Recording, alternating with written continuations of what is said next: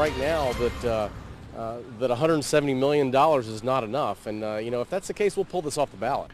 A version of the icon tax is scheduled to be on the ballot. Now a war of words is threatening to derail it altogether. The worst possible outcome. That's what supporters of a broader levy that included music halls say about the version passed by county commissioners. The Monzel Plan, as they're calling it, would raise money to restore only the museum center at Union Terminal. And tonight, that could be in jeopardy. Local 12's Angenette Levy joins us now live from Music Hall with the war of words. Hi, Angenette.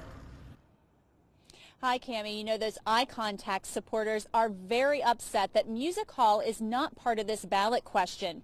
Commissioner Greg Hartman says he might ask those supporters to dial down the rhetoric because what the commissioners give can be taken away.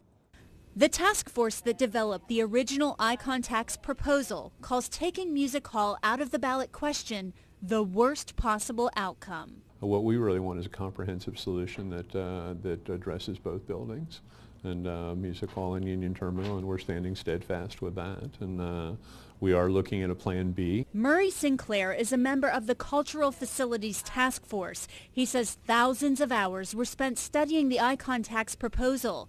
He calls the plan to fix only Union Terminal the Monzel Plan, a plan Commissioner Chris Monzel is defending against claims that it was rushed. 14 years with over $33 million of interest that are going to have to be paid for by the taxpayers compared to a 5-year plan that we can get in, get out, fix Union Terminal.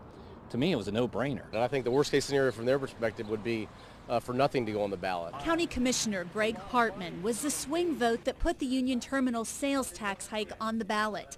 He says Union Terminal is the top priority since it's crumbling.